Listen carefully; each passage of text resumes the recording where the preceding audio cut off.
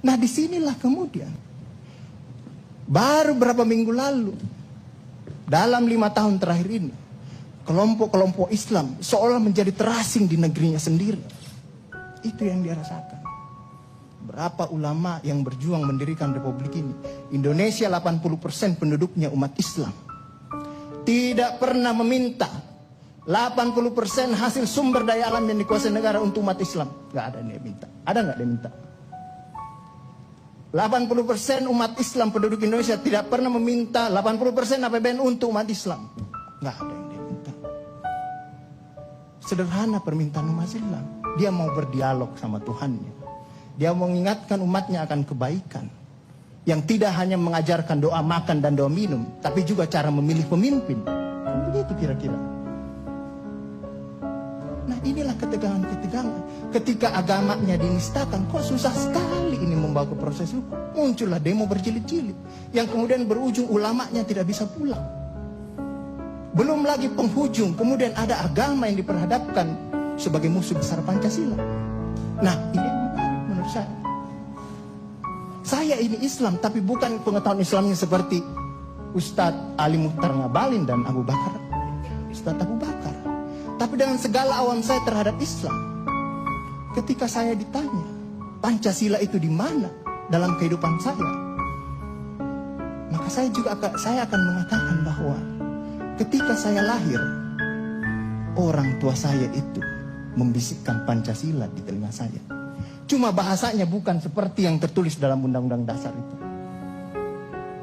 Dia membahasakan Allahu Akbar, Allahu Akbar, Asyhadu an la ilaha illallah, Asyhadu anna Muhammadar Rasulullah. Apa yang saya dengar di situ? Ketuhanan yang Maha Esa. Hayya 'alas shalah. Apa yang saya dengar di situ? Mari kita bersatu sama-sama. Karena kita akan mendirikan sholat. Dan Al-Ankabut mengatakan sholat itu mencegah kamu dari perbuatan keji dan mungkar.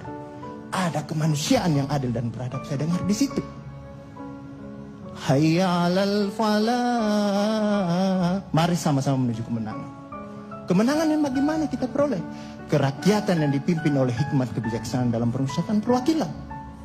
Kemenangan yang bagaimana? Keadilan sosial bagi seluruh rakyat Indonesia. Itulah kemenangan yang kita tuju. Kita kembali lagi takbir. Allahu Akbar, Allahu Akbar, la ilaha illallah. Kita ulang lagi. Dan Pancasila yang kita tiupkan itu 5 kali sehari. Belum selesai di sini, selesai bunyi terus. Ya kan Ustaz kan? Belum selesai di daerah sini, selesai bunyi bertalu-talu terus. Seluruh dunia bertalu-talu. Inilah Islam. Yang kemudian sekarang dalam kelompok ini Ustaz Ali Mukhtar Ngabalin, saya banyak belajar dari beliau. Inilah yang kemudian sekarang, kenapa kami mau diperhadap-hadapkan? Kenapa kami ada yang menjalankan keyakinannya ketika dia celananya cingkrang, radikal, atau dia pakai cadar, dulu diperhadap-hadapkan. Saya Indonesia, saya Pancasila, ada dulu itu banyak sekali seperti itu. Kenapa kami seperti ini? Sekarang, artinya sekarang semua orang disuruh pakai cadar. Seperti itu.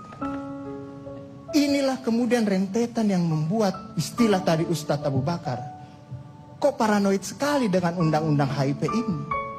Ada luka. Ada luka yang tadinya sudah mulai mengering, dilupakan.